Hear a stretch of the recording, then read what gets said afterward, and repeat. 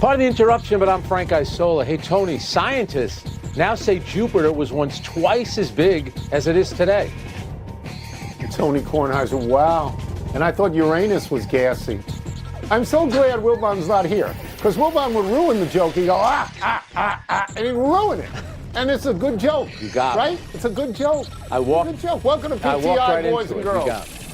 Yeah, it's all right. Wilbon has the day off, as I said, so I'm pleased to be joined by our great friend and the co-host of the starting lineup on Sirius XM, Mr. Frank Isola. Wow. Not bad. And we lead today with a big surprise in the NBA. The Knicks fired head coach Tom Thibodeau.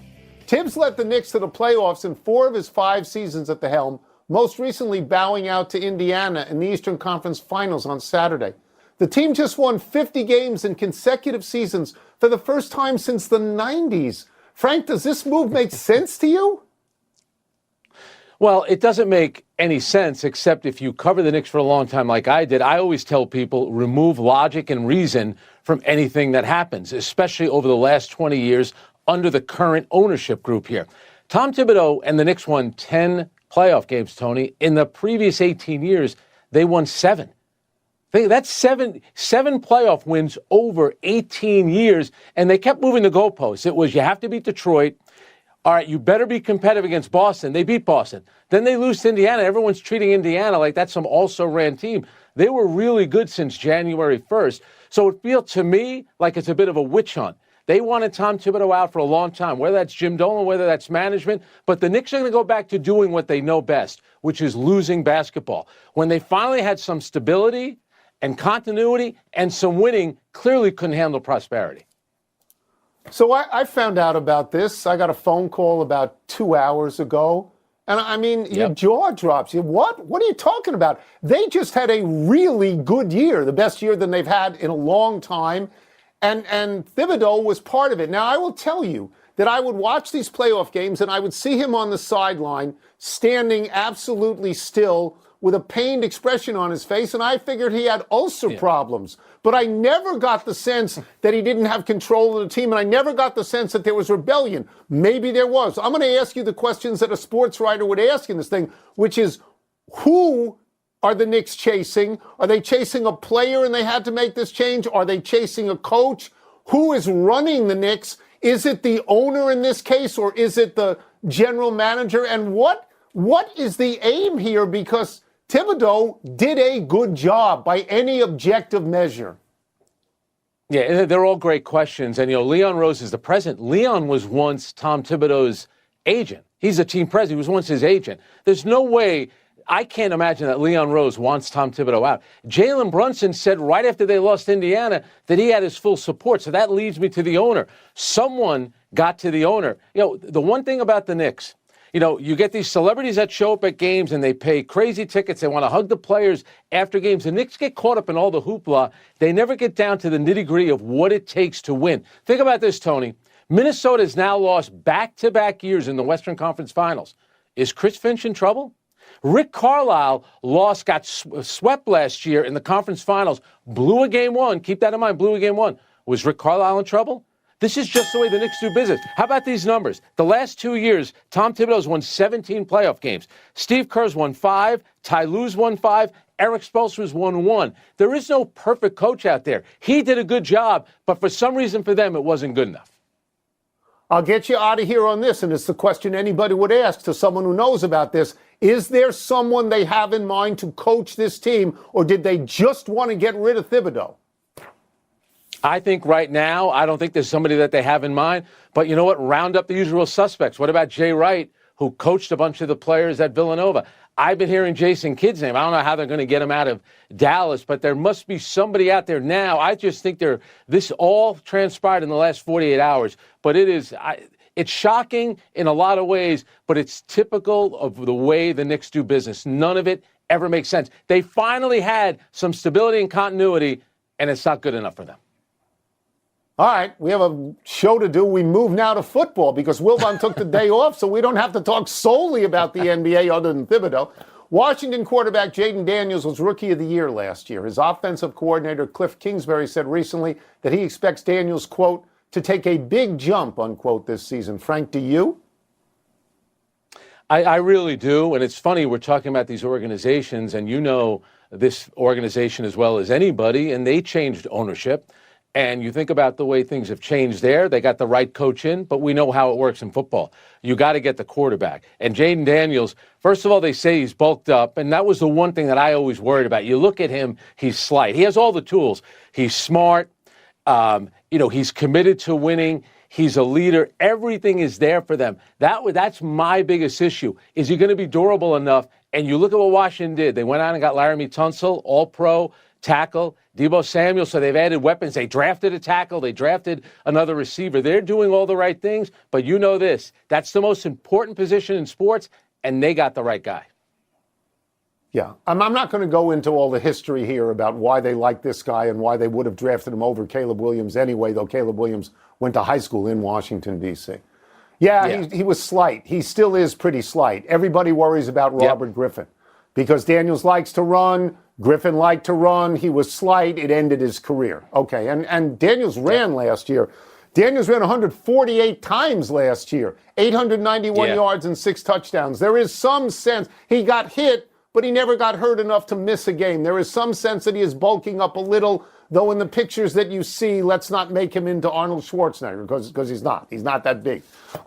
So let's understand something, that Jaden Daniels exceeded even the most wild optimistic projections for him. He took that team to a 12-5 record. That's a better record than they had in 30-plus years. He took that team to the Eastern Conference Finals, which they hadn't done I'm sorry, not the Eastern, I got the NBA on my mind. The NFC championship game. And they hadn't done that in 30 years. He completed 69% of his passes. He had 25 touchdowns and 9 interceptions. So what I'm going to say now, I believe in my heart. If he just did that next year, that would be enough. People would be happy. Yeah. He doesn't have to make some big jump because he was just fine last year. The Washington team is going to be in primetime television 5 times this year for one reason. That reason is Jaden Daniels. I mean, that's how good he was, and that's how happy people are with him. Yes. And Tony, it was a national game last year early on in the season. Remember that game against Cincinnati? He went 21 of 23 in that game. And it seemed like the entire game, it was like a 4th and 3 or 4th and 4. He kept looking at the sideline saying, we're going for it. And he just gives off that type of air about him, that much confidence. And you just can tell that everyone on the team and in the organization has great belief in him. You got to be so lucky to get this guy. I don't think he's going to have a C.J. Stroud kind of second year where you take a bit of a step back. I think he's that good. I think there are great things in store for this guy. All right, let's move to baseball, where we've been ignoring someone, folks. Shohei Ohtani and Aaron Judge have received, justifiably so, much of the attention so far this season. But Mariners catcher Cal Raleigh is back on the field tonight, tied with Ohtani for the league lead with 23 homers. The man known as the Big Dumper is putting up all-time hitting numbers for any catcher in baseball history, much less one who is a reigning Gold Glover. Tony, how should we talk about what Raleigh is doing right now? Oh, okay. The reason we talk about Ohtani and Judge is because they have a significant history of hitting a lot of home runs. Aaron Judge hit 58 home runs last year. 2 years before that, he hit 62 home runs. Shohei Ohtani hit 54 home runs last year. The year before, when he was still with the Angels, he hit 44. If I'm not mistaken, Raleigh hit 34 last year and 30 the year before that. So let's not make him into Ohtani and Judge just yet. It is true, it is hard to hit a lot of home runs and catch every day. You can't do it. The wear and tear on your body is such that you have to take another position every once in a while or do DH. But Mike Piazza hit a lot of home runs as a catcher. Johnny Bench hit a lot of home runs as a catcher. So did Carlton Fisk. Salvador Perez, I believe, 48 of Kansas City, hit 48 home runs as a catcher in one season. So while Raleigh should be congratulated, other guys have done this. The other thing to say, Frank, is we talk about Ohtani and we talk about Judge because they are charismatic players. If you stand anywhere near Ohtani, He's an oak tree. And Judge is bigger. Judge is 6'8" and 270, something like that. They are charismatic. A player known as the Big Dumper, that is not a charismatic nickname. It's a borderline obscene nickname at this point. He's great. He's a great catcher as well. He's like, at the moment, maybe second in OPS, second in total bases in the American League, second in something else. Also trying to hit home runs. Yes. You mentioned the nickname. Yes. His mother also hates the nickname, but he is on pace to hit 64 home runs, and he has improved, Tony. Last year from the right side, he's a switch hitter. He batted under 200 from the right side. This year, he's at 296 from the right side. And I got all these stats. I could go to my notes. They're all good. It's June 3rd. It's June 3rd. Okay? It's June 3rd. A lot of guys are on pace to hit something. Hang on. He second fastest to 100 behind Alex Rodriguez, right? And he's up there. He's done things that only Ken Griffey's done. They've had great players in Seattle. Griffey, A-Rod, Ichiro, Edgar Martinez. This guy's doing something which not a lot of those players have done. He's in pretty select company, and he plays catcher. I'll give you that. And I'll also tell you it's June 3rd. Just come to me in a couple of months. Let's take a break. Coming up, Shai Gilgeous-Alexander is the MVP, but has Tyrese Halliburton been more effective in these playoffs? Oh, you're killing the Big Dumper. And do the Panthers or the Oilers have the more disruptive duo? Toss up. Coming up next. Second in total bases, second in runs scored, third in RBI, third in walks. Great. It's great so far. It's Big great. time. It's June 3rd. I mean, I got to stress it, MVP. right?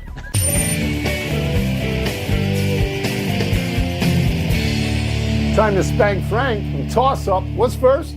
Toss up, which point guard has been more effective? Shai Gilgeous-Alexander or Tyrese Halliburton? I'm going to say Tyrese Halliburton because I've seen him make shots that win games. I mean, he did it against Milwaukee, did it against Cleveland, he did it against New York. I haven't seen the other guy do that. Now, maybe the other guy doesn't need to do that. Maybe Oklahoma City is ahead by so much that you don't have to do it. But Halliburton, the shot goes up, the shot falls through, the buzzer sounds. Like, to me, that's very impressive. And also, Indiana is 7-0 when Halliburton scores more than 20 points in these playoffs. They're less when he doesn't. So it seems to me that as Halliburton goes, so goes Indiana. Yeah, and that shot that he hit in Game 1 and then the performance in Game 4, I'm still trying to figure out how he was an MVP of the Eastern Conference Finals. I think you would have voted for him. I know that I would have voted for him. I'm going to go with SGA from this standpoint, Shai Gilgeous-Alexander.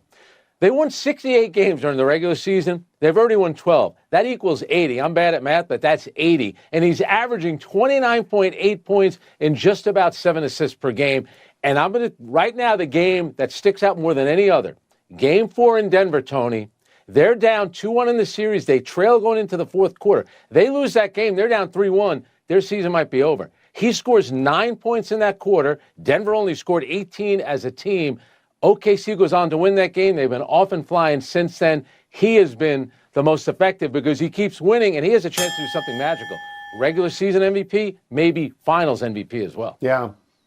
Again, the other guy, shot goes up, shot drops, buzzer sounds. What's next? Toss up, more disruptive twosome, Connor McDavid and Leon Draisaitl or Brad Marchand and Matthew Tkachuk? So I'm going to play this game in a literal sense. I'm going to concentrate on the word disruptive. And Marchand and Tkachuk are more disruptive because they're so physical, because they hit you, because they get in fights. Marchand used to, when he was in Boston, lick other players' faces. Draisaitl and McDavid don't do that. They're not about being physical. They're about scoring. At the moment, McDavid leads all playoff scorers with 26 points. Draisaitl is second with 25. They make hockey beautiful. The other two guys make hockey physical. You can choose whatever you want. They are four influential players. Yeah, I think I knew you were going to take those two. And the one thing about Tkachuk, he wants to be that guy. Almost like in the mold of Claude Lemieux, maybe a little, Theo Fleury. He's better. I think he's better player than those guys. But he has a way of disrupting. But we are talking about two unbelievable players in Connor McDavid and Leon Draisaitl. And you mentioned the numbers about the point total. Remember, Edmonton has won 12 or 14. Connor McDavid has had a goal or an assist in 13 of those games, Draisaitl in 12 of the 14. So guess what? The game plan is to always disrupt them. How's it working out? The Oilers keep winning, and those two guys have been the two best players in the playoffs thus far. This is the exact matchup you want. If you're the NHL, this is what you want. You want these two teams. That's it. You saw it. Frank Schrank. Let's take one last break. Still to come, Oklahoma makes a late bid to stay alive for its 5th straight softball championship. And Mike Trout is back to doing Mike Trout things. Who even knew he was back? Good for him. Their scoring at Edmonton is amazing. You worry, will they miss Zach Hyman because he's a physical guy. He could counteract what Kachuk would do, you would think, at least theoretically. So you don't know. But I think that's happy time, people.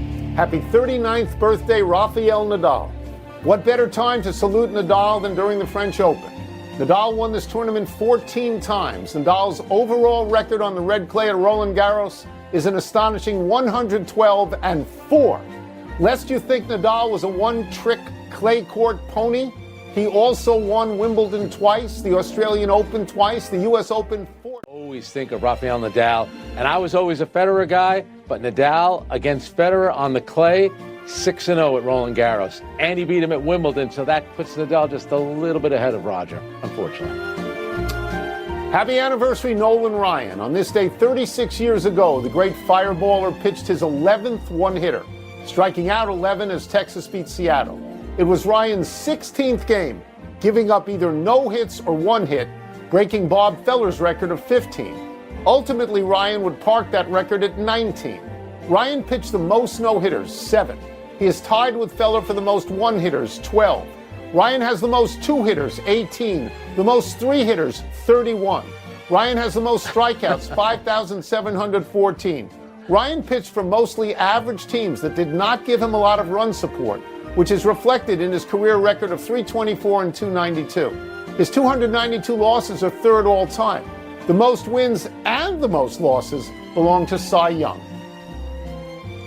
I'm always reminded, whenever you hear about Nolan Ryan, you mention the numbers, and the 5,700 strikeouts are ridiculous, that he once was on the same pitching staff in New York with Tom Seaver. Imagine what could have been with Seaver and Nolan Ryan together for 10 or 15 years. Oh, well. Ryan was just a kid at that point. Happy trails, Oklahoma softball. The Sooners' bid for their 5th straight national title ended in the semifinals last night, but not without late drama. Texas Tech ace and reigning player of the year, Nigeri Kennedy, was one strike away from eliminating the champs when 9-hole hitter Abigail Dayton hit an improbable 2-run homer to tie the game. It was only Dayton's 3rd homer of the season, and what a spot for it. But Texas Tech bounced back in the bottom half of the inning to win on a sac fly 3-2. It's the first time since 2018 that the Sooners won't be playing in the championship series. Oklahoma first baseman Sidney Sanders called it, quote, a very cinematic way to go out. You know, in the era of NIL and the transfer portal, let's think about what a dynasty Oklahoma softball has been. They won 4 in a row. They had won 6 of 8. That's like, you know, the UCLA Bruins under John Wooden. That's how dominant they've been recently. And the melancholy trails to Jim Marshall, the standout Minnesota Vikings defensive end of the 60s and 70s, passed away today at the age of 87.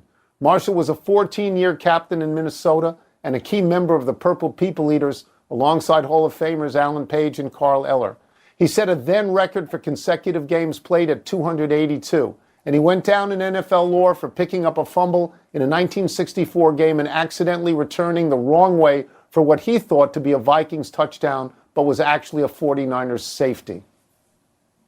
I got a chance to meet Jim Marshall. He was a lovely guy. Growing up here, maybe because both teams here were terrible, I actually was, believe it or not, a Vikings fan. Chuck Foreman was my guy, but I was a big fan of Jim Marshall. Let's go to the big finish if we could. The Rockies won yesterday. They now have 10 wins. Do you find that significant? It looked like there were about 10 people at the game last night in Florida. They're 10-50. It's a little hard to believe. Americans Francis Tiafoe and Tommy Paul went out in the quarters of the French Open. Are you disappointed? Yeah, I'm disappointed. There hasn't been an American man in the semis in the French Open since Andre Agassi in 1999. Amazing. Mike Trout, 8 for 14 with a home run since his return. Big deal?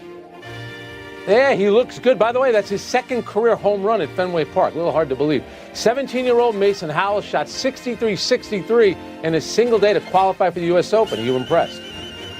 Impressed? 63-63. I have to shoot that in one round on the front and the back. 126. Last one. Soccer friendly tonight. The U.S. women play Jamaica in St. Louis. Who you got, Frank? Who you got? You know, the U.S. women will win. I know you didn't like the Big Dumper nickname, but the Jamaican women, the Reggae Girls, that's a good nickname. That's nice. That's nice. Yeah. We're out of time. Try and do better the next time. I'm Tony Kornheiser. I almost jumped you there. And I'm Frank Isola. Thanks for watching. You can get the PTI podcast on the ESPN Apple Podcasts. PTI. And now, here's sports. Frank, are you surprised that the Knicks fired Tom Thibodeau? No, I'm not surprised because there's a reason why the Knicks have been a dysfunctional, losing franchise for the better part of a quarter century, because they don't know what they're doing. So along comes a guy, they hire him, who was on Jeff Van Gundy's bench in the late 90s when they actually mattered and went to the finals and conference finals. He turns this dumpster fire into a competent, winning basketball team. Back-to-back 50-win seasons, the first time they've done that in 30 years. 10 playoff wins this year, first time they've done that in 25 years, and they get rid of the coach. It absolutely makes no sense. And, Tony, they kept moving the goalposts. You better beat Detroit. You better be competitive against Boston. They beat Boston. Then it was, well, you lost to Indiana. You want to know why they lost to Indiana? A miracle shot in game one by Tyrese Halliburton. And because Halliburton and Pascal Siakam outplayed the Knicks' two best players, Jalen Brunson and Karl-Anthony Towns. That's how it usually works in these playoff series. Yeah, I mean, I'll go back to the original question, am I surprised? I'm not surprised. I'm stunned. I'm stunned. I mean, Tom Thibodeau was at the helm for the Knicks' resurgence when the Garden mattered again, when people talked about the Knicks on the streets of Manhattan, which they hadn't done in a long time. Prior to him, they had 9 coaches in 18 seasons. Now, I don't know. Maybe the players didn't like him. Maybe the owner didn't like him. Maybe somebody in management didn't like him. But he produced better results than they had had in 20 years, and they just canned him. That's stunning to me. It's absolutely stunning. I mean, they better have somebody in mind, and they better make that thing work, or else the people in New York, the fans of the Knicks, are going to say, what are you doing? Why did you get rid of this guy? Yeah. And it's hard to think, oh, don't worry, they got this. There's not a lot of people in that front office that have been part of winning basketball teams. The guy that's won a lot has been Tom Thibodeau. Let's also remember he was an assistant in Boston. For 2 great softball games at the World Series today. Courtney Lau alongside former SEC Player of the Year Madison Shipman, 2-time National Player of the Year Danielle Laurie, and I feel like both the teams that we're going to start the day with are so dangerous right now. I'm really looking forward to seeing how both of these teams respond. In one dugout for UCLA, you've got the party, you've got the balloons. They're going to bring that mindset into today's game. But for Tennessee, they're bringing this attack mindset, and we saw that from their offense early in the game yesterday against Florida. Yeah, and so we're getting set for not 1, but 2 elimination games today. Winner of these games will move on to the semifinals. UCLA, Tennessee first. Oregon, Oklahoma will be later tonight at 7 Eastern on ESPN2. And UCLA, I don't think that we're surprised to see Caitlin Terry getting the ball in the circle. Caitlin Terry's throwing some really big, gutsy innings out there. The team plays better when Caitlin Terry is in the circle. She has this feisty competitiveness. She has this smirk that she will have when she is just feeling good. Like you mentioned, Maddie, like they're partying hard right now, and you have to ride that type of energy, especially going into an elimination game. When your backs are up against the wall, which UCLA knows well, almost an out away from not even making it here. And on the flip side, same thing with Tennessee, being able to bounce back twice against Nebraska. Both these teams know the importance of today. For UCLA's hitters, within 24 hours, they've had to face Nyjah Kennedy, and now they're going to face Carlin Pickens. Seeing the heat and then more heat. You're going to see 74, 75 consistently for Carlin Pickens, but the big part of their offense being able to score early against Florida is Pickens only had to throw 23 pitches in that game, so she is rested and she is ready to bring the heat today. Yeah, Tennessee had a day off yesterday, well as on the other side, UCLA a quick turnaround from yesterday. After the break, Beth Mowens, Michelle Smith, Jessica Mendoza, and Holly Rowe will carry you through this elimination game. The season on the line for Tennessee and UCLA.